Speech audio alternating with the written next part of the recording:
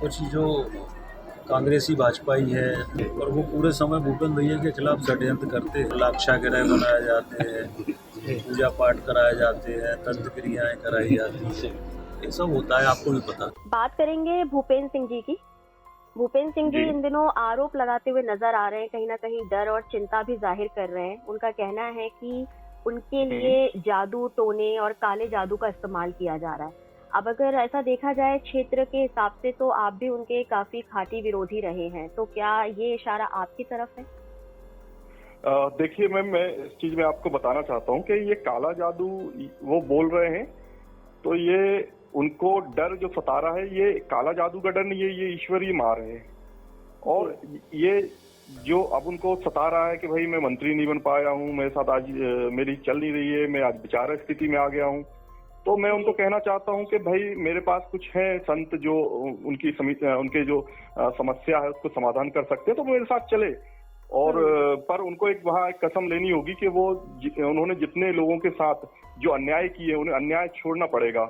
जो उन्होंने कुकर्म किए हैं अपने विधानसभा में, जो लोगों के मकान तोड़े हैं, लोगों को जेल में डाल के रखा था। आप विधानसभा की बात कर रहे हैं अंशुल जी। उन्होंने एक और बात जो मंच से कही, जिस वक्त उन्होंने ये डर जाहिर किया जादू टोने का, काले जादू का, उनका कहना है कि रात 9 बजे के बाद बीजेपी और कांग्रेस के नेता एक हो जाते हैं, उनके खिलाफ एकजुट हो जाते हैं। इस पर क्या कहना चाहेंगे?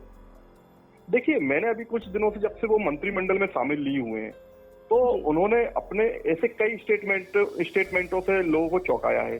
अब अगर वो उनको मालूम है, जैसे उन्होंने बोला मैं देख रहा था कि उन्होंने पत्रकारों से बोला कि आपको मालूम है।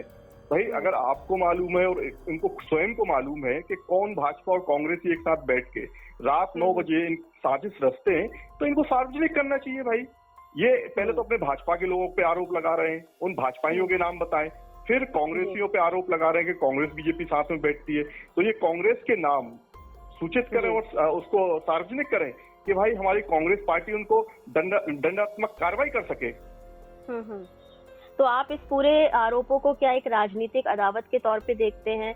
और वहीं क्या आपको लगता है कि एक ऐसा नाम भूपेंद्र सिंह का, जो कभी गृह मंत्री रहे, एक मंत्री पद पर रहे, काफी उनका ग्राफ जो है राजनीतिक रूप से अब जो गिरता जा रहा है, गर्त में जा रहा है, कभी वो प्रशासन पर आरोप लगाते हैं, कभी किसी मंत्रियों पर आरोप लगाते हैं, तो क्या लगता है आपको कि अब उनकी गिरती साख के पीछे क्या कारण है?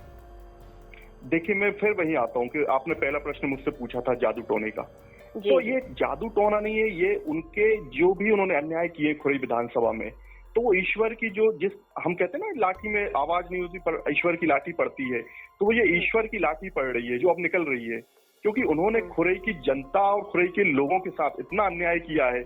लोगों को जेलों में ठूंस के रखा, लोगों के घर मकान, लोगों पे झूठे मामले दर्ज कराए, लोगों के व्यापार, पेट पे लात मारी।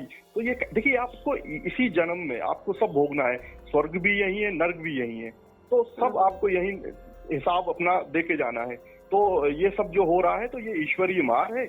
और जादू टोना अगर उनको इतना भय है और डर लग रहा है, और मैं सबसे बड़ा आश्चर्य करता हूँ कि एक ऐसे संवैधानिक व्यक्ति के ऐसे वचन जो बोल रहे हैं, बड़ा मुझे आश्चर्य लगता है कि बड़े गंभीर व्यक्ति समझता था मैं उनको, पर वो तो ऐसे बयानों से हो सकता है कि सुर्खियों बटोरने के, क्योंकि अब ऐसा उनके पास कोई काम तो रह नहीं गया है, तो इन्हीं बयानों से सुर्खियों में बने रहना चाहते हैं वो, शायद मुझे ये लगता है।